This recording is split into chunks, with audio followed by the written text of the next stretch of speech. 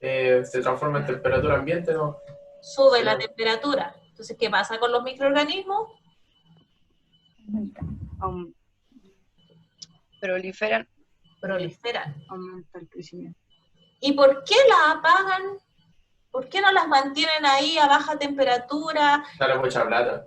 Exactamente. Entonces, si ustedes se dan cuenta que hay un juego delicado, porque en el fondo, al apagar la máquina, aumenta la temperatura, los microorganismos proliferan, pero ahorran dinero. Entonces, por eso hay una vida útil del alimento, por eso es tan complicado de repente en tener un supermercado, un mini market, porque si ustedes ven en los negocios, no apagan los refrigeradores, dejan todo prendido. Los supermercados optimizan todos los recursos.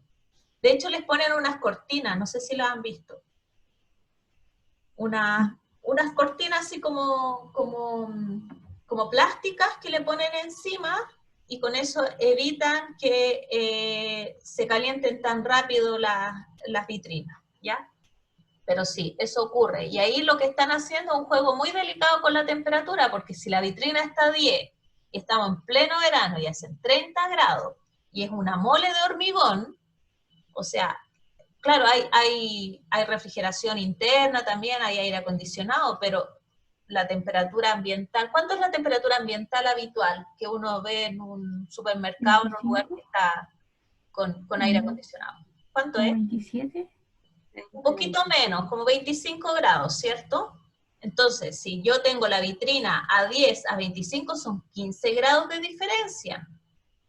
Es harta la diferencia. Y a 25 grados uno está...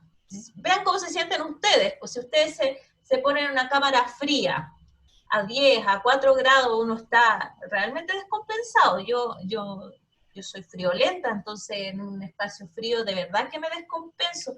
Me abrigo un montón, dejo de moverme, no siento los dedos, tengo que empezar a mover las manos y los pies, me siento incómoda.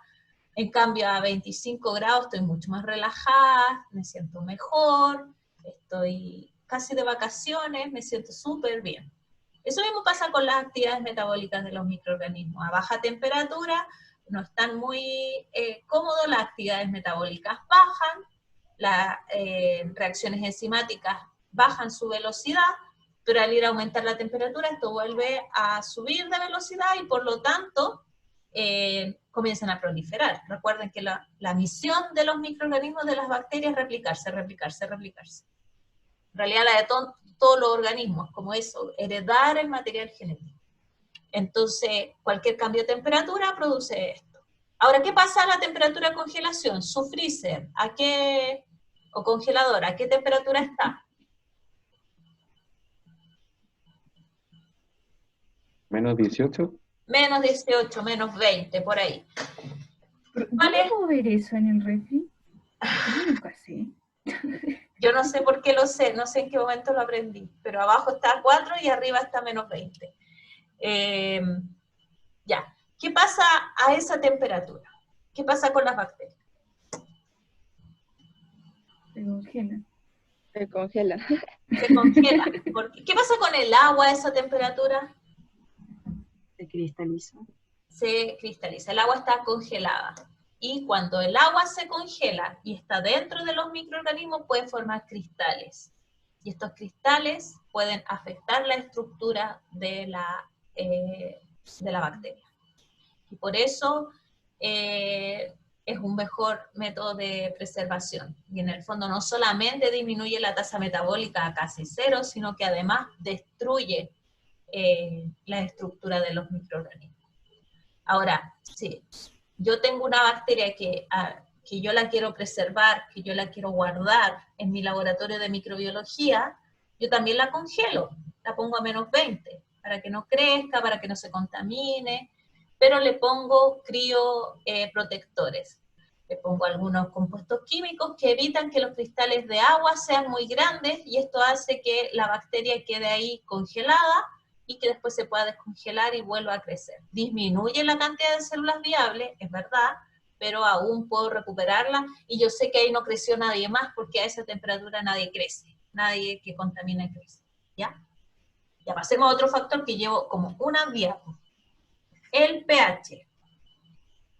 El pH, bueno, todos saben que el pH neutro es 7 y tú puedes usar cambios en la variación en el pH para preservar un alimento, siempre dentro de un rango que sea tolerable por nosotros.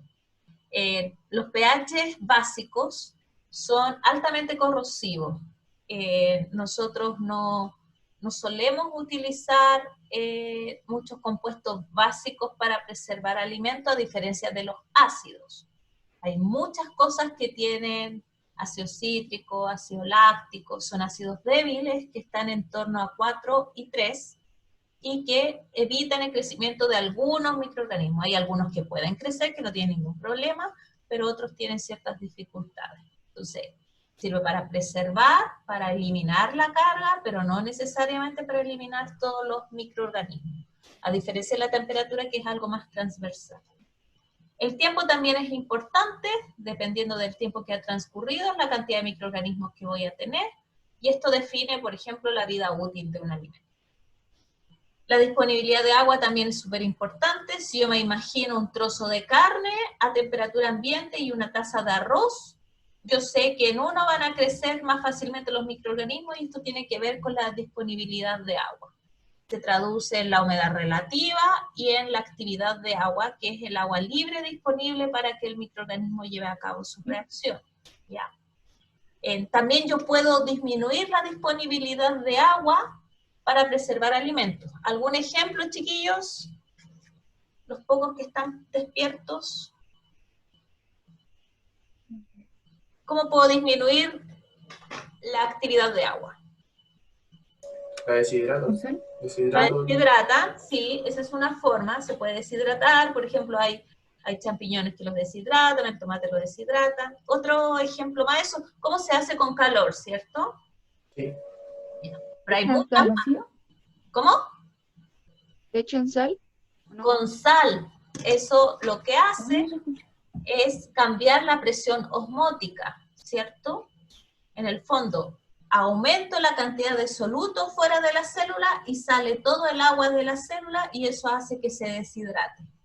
Y baja la disponibilidad de agua. Y ahí tenemos el charqui, por ejemplo. ¿Ya?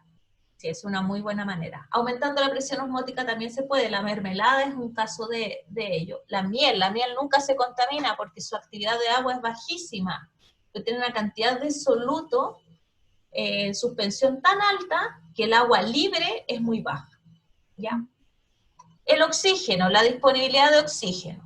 Y aquí es súper importante porque nosotros vimos en metabolismo que existen distintas formas de respirar, incluso tú puedes respirar un compuesto diferente al oxígeno, pero también hay algunos que requieren estrictamente oxígeno, ¿ya?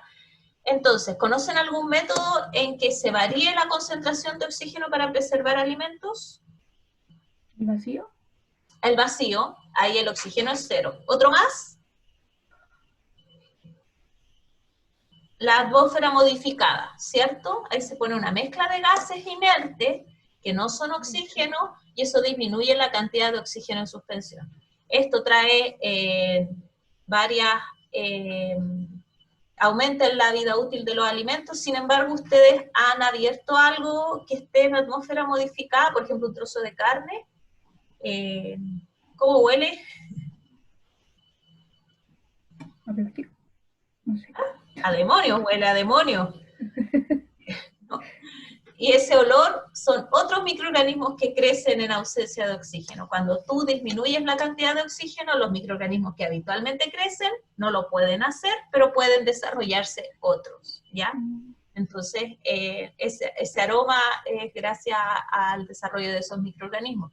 Si no son patógenos, que son vigilados habitualmente, a la industria le conviene, porque no lo van a vigilar, porque dura más el alimento, hasta que el consumidor lo tolere. Si se pone de un aroma o de un olor no tan atractivo y deja de consumirlo, bueno, tiene que cambiar de tecnología para mantener su matriz alimentaria. Entonces, como ven, en esta diapo hablamos un montón sobre una serie de formas de preservar los alimentos asociados a cómo ellos afectan el crecimiento de los microorganismos. Ahora vamos a ver algunas en detalle. Pero antes de eso vamos a ver que los factores de crecimiento se dividen principalmente en dos, los extrínsecos y los intrínsecos. Los intrínsecos se refieren a las características del alimento, ¿ya? Tienen que ver con la matriz, la cantidad de nutrientes, el pH, etc. Y los extrínsecos tienen que ver con las condiciones de almacenaje. Por ejemplo, un trozo de carne tiene ciertos factores intrínsecos, tiene un alto contenido de nutrientes, tiene una alta actividad de agua, tiene un pH adecuado, pero yo lo puedo envasar o congelar y voy a cambiar los factores extrínsecos. Y eso va a definir si los microorganismos se van a desarrollar o no. Hay matrices alimentarias que por su característica son muy desfavorables para que crezcan los microorganismos. Entonces sus factores intrínsecos ya de por sí evitan la proliferación, como les había mencionado la miel, por ejemplo, la mermelada. La mermelada tiene una baja actividad de agua, tiene poca agua libre, tiene una presión osmótica muy alta, entonces no crece el microorganismo en ella, excepto, ¿han visto una mermelada que ya pasa mucho tiempo? ¿Qué le crece? ¿Qué han visto? ¿Han mirado alguna vez un refrigerador para limpiar? Moho, Le crecen crecen hongos hongos. ¿Y dónde crecen los hongos? en la tapa, En la parte superior. ¿Por qué? porque tiene contacto con el oxígeno. Exactamente, los hongos solo respiran, los hongos no fermentan. Los hongos filamentosos tienen que estar en contacto con el oxígeno, ¿ya? Entonces ellos ponen el cuerpo del hongo en contacto con la mermelada, que tiene un montón de nutrientes, pero ellos proliferan de ahí para arriba, ¿ya? Donde hay oxígeno disponible. Muy bien. Y aquí hay algunos factores intrínsecos, después lo ven con detalles, pero rapidito: pH, los nutrientes, el agua libre o actividad de agua, el potencial redox, esto también es importante, el contenido de humedad, que se relaciona también con la actividad de agua y tiene que ver con cuánta agua hay disponible para las reacciones metabólicas, y la presencia de agentes antimicrobianos. Esto puede ser parte de la matriz, puede ser parte de un preservante que se agrega, etc. Los factores intrínsecos tienen que ver entonces con las condiciones de almacenaje, por ejemplo la temperatura, la humedad relativa del ambiente, yo puedo cambiarla, puedo poner un ambiente más húmedo o menos húmedo.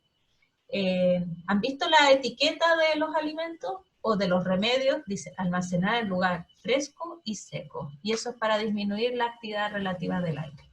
Aquí es súper fácil, estamos en un clima extremadamente seco, a temperatura ambiente no hay problema. Han ido de Perú al norte de Perú, Ecuador, Brasil o cualquier parte como eso, uno llega e inmediatamente suda. La humedad relativa del aire es altísima, altísima. Y ahí preservar los alimentos es todo un desafío, porque hay mucho agua disponible, ¿ya? La presencia y concentración de gases, eso tiene que ver con, por ejemplo, con el oxígeno disponible, y la presencia de otros microorganismos. Ya vimos, por ejemplo, que cuando fermenta un alimento, esto evita que crezcan otros microorganismos debido a que baja el pH, produce etanol, etc. O simplemente ese microorganismo acapara todos los nutrientes presentes. ¿Conocen algún alimento que tenga microorganismos vivos? ¿No? La cerveza. La cerveza. ¿Cuál más? ¿Y algún microorganismo beneficioso? La levadura. Sí, la levadura, la cerveza tiene levadura, la levadura puede ser beneficiosa, sí, pero algo ¿El más. yogur, profe? ¿Todos los probióticos o no? Los El yogur. probióticos, sí, pero esos son microorganismos agregados, esos microorganismos no hacen la fermentación láctica. Por ejemplo,